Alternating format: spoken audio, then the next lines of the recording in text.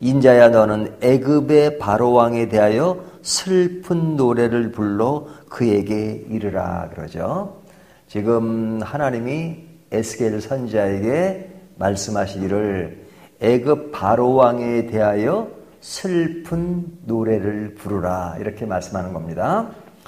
자, 이 슬픈 노래, 이 이야기는 우리 앞에도 보면 두로에 대해서도 슬픈 노래를 부르라 이렇게 이야기했죠. 근데 지금 애굽을 향해서 슬픈 노래를 부르라고 말합니다. 자, 무엇이 슬픈 것일까요? 그 내용을 계속 이야기하고 있는데 처음 보면 1절 12째 해 12째 달 초하루에 여호와의 말씀이 내게 임하여 이르시되 지금 이때는 언제냐면 이미 유다가 바벨론에게 망한 지 1년이 지난 때입니다. 그러니까 유다라는 나라는 뭐 존재는 하지만 뭐 완전히 바벨론에게 이제 먹혔고 또 많은 사람들이 바벨론의 포로로 잡혀가 있는 그런 상황입니다. 물론 에스겔은 그 전 한참 전에 이미 끌려가서 바벨론에 있었고 그 바벨론에서 예언을 했습니다. 근데 이제 많은 사람도 그 외에 많은 사람도 바벨론에게 이제 끌려가게 된 것이죠. 자, 그런데 이제 이 끌려갔다는 이야기는 이제 유다라는 나라가 이제 망했으니까 뭐 존재가 이렇게 크게 부각되지 않는 거죠. 근데 애굽은 지금 어떤 상태냐면 유다가 망하고 한 10년 안 되고 17년인가 그 이후에 애굽이 망했으니까 애굽은 지금 현재 현존하고 있는 거죠. 아직 망하지 않았습니다. 그러니까 지금 괜찮은 상태에 있는 겁니다. 괜찮은 상태에 있으니까 자기들은 지금 망하지 않은 상태예요. 뭐 외형적으로 뭐 문제가 없어요. 그런데 이미 망한 나라의 선지자가 망할 나라인데 그들은 망할 나라를 모르고 있는 지금은 현존하는 괜찮은 상태에 있는 그들을 향해서 슬픈 노래를 부른다는 것이 슬픈 거죠. 그렇지 않아요? 이미 이런 예를 한번 들어볼까요? 어떤 사람이 몸이 아파가지고 뭐 거의 죽어갑니다. 근데 한 사람도 사실은 죽어가요. 근데 현재는 괜찮아요. 그 사람은 조금 5년, 10년 후에는 이제 죽을 거예요. 우리가 그걸 모르지만 이제 하나님 차원에서 볼 때 그런데 이 지금 병 걸린 사람이 그 사람이 10년 후에 죽을 것을 슬픈 노래로 부른다면 그 슬픈 거죠. 그렇죠?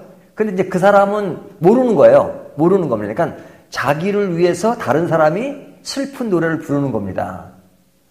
그러니까 이런 자체가 슬픈 거죠. 왜? 슬픈 노래를 듣는 사람이 자기를 향한 슬픈 노래인데 그가 슬픈 것을 모르니까 그게 불쌍한 거죠. 그게 오늘 제목이 뭐냐면 슬픔인지 모르는 슬픔이에요. 내가 슬픈 상황에 처해 있는데도 그것이 슬픈지를 모르는 것, 그것이 슬픈 것이죠. 자, 모르면 약입니까? 병입니까? 우리가 옛날에 그런 말 많이 하잖아요. 모르면 약. 그렇죠? 근데 이제 모르면 약이 될 때도 있죠. 하지만 알아야 할 것을 모르면 그야말로 병이죠. 알아야 될 것은 알아야 된단 말이죠. 근데 몰라요. 그러면 슬픈 것이죠. 근데 지금 애굽은 자기들이 슬픈 상에 처해 있음에도 불구하고 지금 이로부터 아까 17년이나 14년 정도 지난 후에 망할 것을 모르고 있다면 슬픈 거죠. 그리고 이미 망해 있는 나라의 한 사람이 그들을 향해서 슬픈 노래를 부른다는 것이 더 슬프다 하는 것을 생각해 볼 수 있죠. 두 번째는 자신에 대한 착각이 있어요. 누가? 애굽이.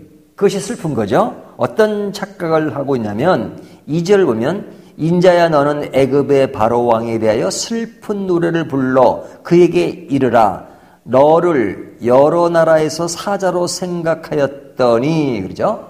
사자로 생각했다 하는 것은 지금도 부강한 그런 모습으로 보여지고 있다는 거죠. 사자로 불러지지만 그 뒤에 나오는 이야기를 보면 실상은 바다 가운데 큰 악어라 강에서 튀어 일어나 발로 물을 휘저 그 강을 더럽혔도다. 자, 사람들이 다른 나라가 사자로 인식하고 있지만 실제는 뭐예요?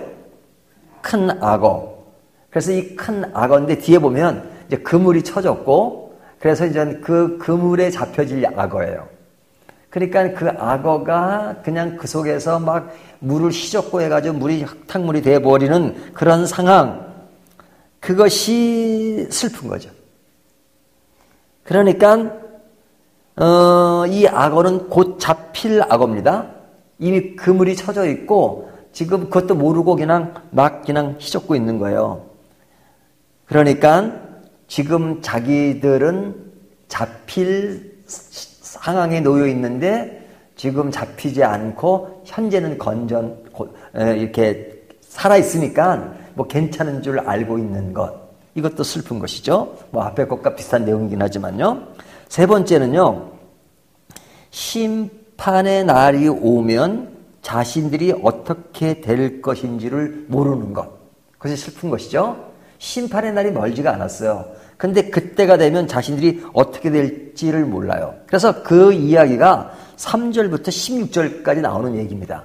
쭉 읽어보면 3절을 보면 주 여호와께서 이같이 말씀하셨느니라 내가 많은 백성의 무리를 거느리고 내 그물을 내 위에 치고 그 그물로 너를 끌어올리리로다. 자, 악어인데 이제 그물에 의해서 잡혀질 몸이라 이거죠.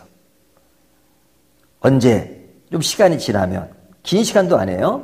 그 다음에 4절을 보면 다른 짐승들이, 그쵸? 내가 너를 무태버리며 들에 던져 공중의 새들이 내 위에 앉게 할 것이며 온 땅의 짐승이 너를 먹어 배부르게 하리로다. 다른 짐승의 먹이가 되는 것.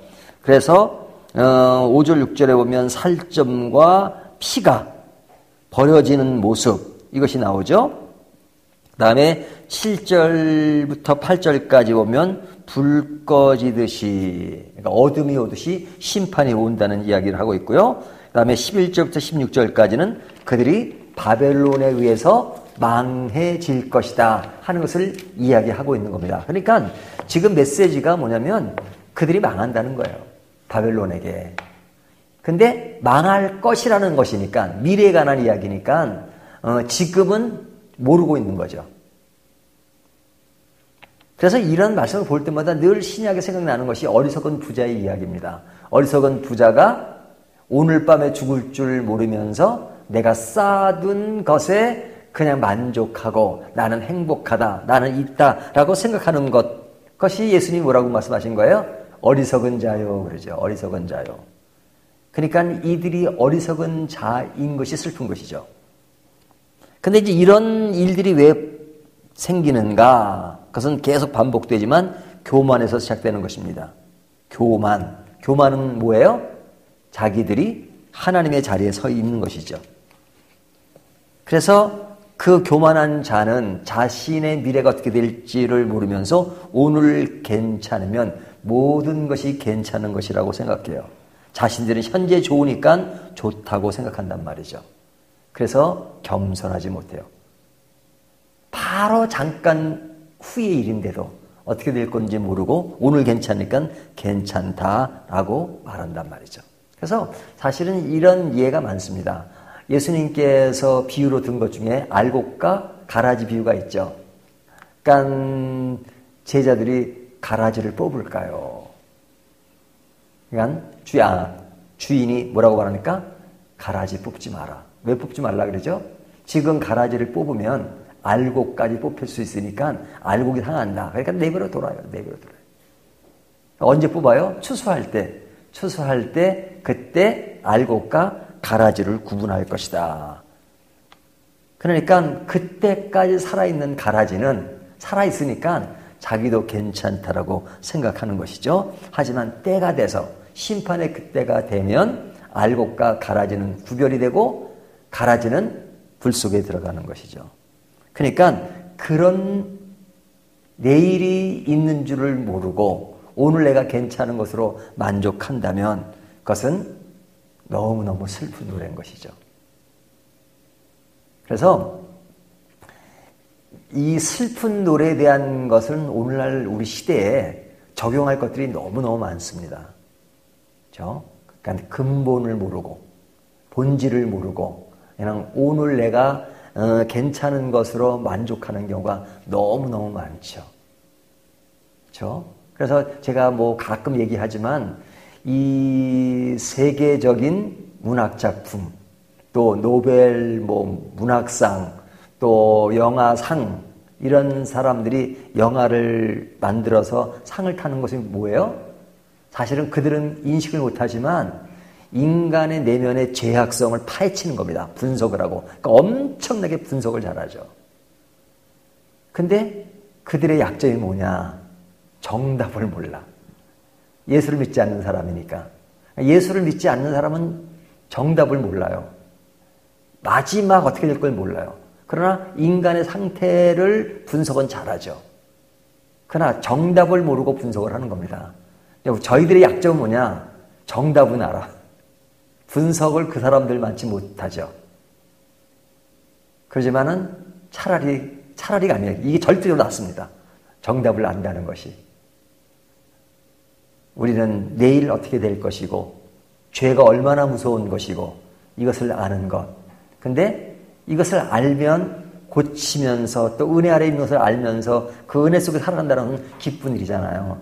하지만 분석은 잘하지만 그러나 정답을 몰라서 내일 어떻게 될 줄 모르고 영원한 삶이 무엇인지를 모르고 오늘 있는 것으로 만족하고 산다면 그것처럼 슬픈 노래가 어디 있겠습니까? 오늘 에스겔 선지자는 애굽을 향해서 너희들을 향한 슬픈 노래가 무엇인지를 오늘 말씀해주고 있는 겁니다. 이것이 애굽뿐만 아니라 우리 개인에게도 나는 지금 슬픈 노래를 부르고 있는 것인가 아니면 기쁜 노래를 부르고 있는 것인가 하는 것을 점검하면서 만약 슬픈 노래를 불러야 되는 상황에 놓여 있다면 다시 전환해서 기쁜 노래로 바꿀 수 있는 저와 여러분이 되시기를 주님의 이름으로 축원합니다.